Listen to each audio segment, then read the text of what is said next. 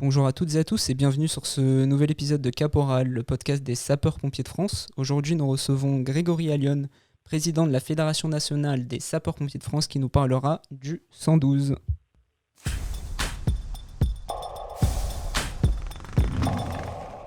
Grégory Allione, bonjour. Oui, bonjour. Alors, vous êtes avec nous aujourd'hui pour nous parler d'un sujet qui fait débat en ce moment. C'est la réforme de la proposition de loi Matras et notamment sur le fameux sujet du numéro 112. On va rentrer tout de suite dans le sujet. Aujourd'hui, est-ce que le 112 vise à supprimer le SAMU? Pas du tout, bien au contraire. En fait, le 112, ce n'est que l'expression de la réunion de plusieurs services pour travailler ensemble et répondre à nos concitoyens. Le 112, c'est la volonté de partager, c'est la volonté de travailler ensemble, c'est la volonté de répondre à l'urgence tous ensemble. Je dirais, le 112, c'est le numéro bleu, blanc, rouge. Bleu pour les forces de sécurité, blanc pour les collègues urgentistes et rouge pour les sapeurs-pompiers. Donc, le 112 vise à réunir l'ensemble autour d'une plateforme pour répondre à la détresse de nos concitoyens. Du coup, ce numéro 112, quel est le réel intérêt derrière pour le requérant?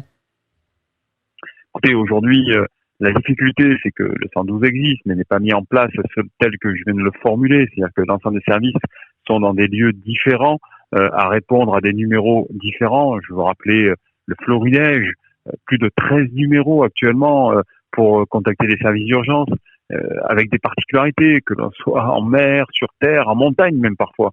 Donc une vraie difficulté pour nos concitoyens de se retrouver dans cette jungle des numéros d'appel d'urgence.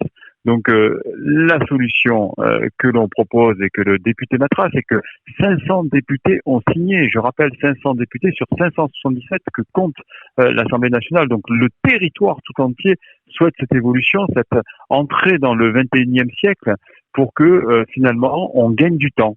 Oui, parce que l'idée c'est gagner du temps, être plus efficace, arrêter d'être dispendieux et d'engager les sapeurs-pompiers ou d'autres équipes médicales sur des urgences qui ne sont supposées initialement mais qui ne le sont pas.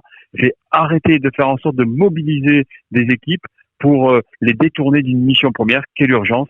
Donc gagner du temps et sauver des vies. Et aujourd'hui, si on parle si on parle concrètement de terrain, comment s'organiserait, ou peut-être s'organise déjà, une salle de réception des appels d'urgence 112? Écoutez, cette loi, elle a l'avantage d'être préfiguratrice, d'être novatrice, d'avoir une ambition, mais elle n'est pas totalement révolutionnaire, parce que des départements qui sont à la pointe de ce que l'on peut faire ont déjà copié, je dirais, le reste des pays européens ou anglo-saxons. En Europe, c'est le 112, dans les pays anglo-saxons, c'est le 911, donc le 911. Donc quelque part, on ne fait que dupliquer, que se mettre en œuvre pour respecter quelque chose qui est déjà produit. Alors, des départements fonctionnent ainsi.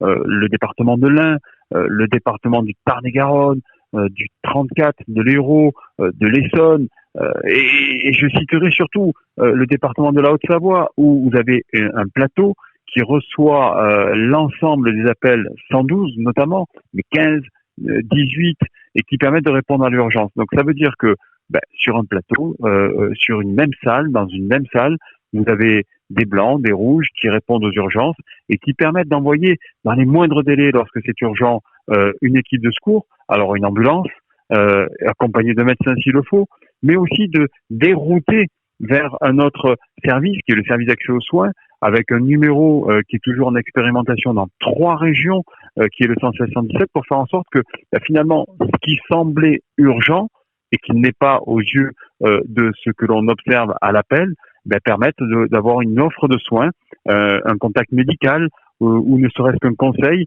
pour orienter notre concitoyen, soit vers une médecine libérale, une médecine de ville, ou soit d'être pris en charge au plus vite parce que la pathologie dont il souffre nécessite une équipe très rapidement. C'est cela, le 112. C'est finalement travailler ensemble, à répondre tous ensemble pour faire en sorte que nos concitoyens, parce qu'il faut le rappeler, l'idée du 112, ce n'est pas la lutte de chef, ce n'est pas la lutte interservice, c'est au contraire rassembler l'ensemble des équipes pour répondre à l'enjeu principal, à la victime. La victime doit être placée effectivement au cœur du débat. Et une fois qu'on aura résolu cette question de fond, c'est-à-dire savoir quel est l'intérêt de la victime, on aura résolu à peu près le sujet. Donc l'objectif au final du 112, c'est de transformer en profondeur notre secours d'urgence aux personnes et garantir à nos concitoyens, comme vous l'avez dit, le meilleur traitement des situations de détresse. Merci beaucoup Grégory Allione pour votre temps et pour ces réponses. Merci à vous. Merci et à bientôt pour un nouvel épisode de Caporal.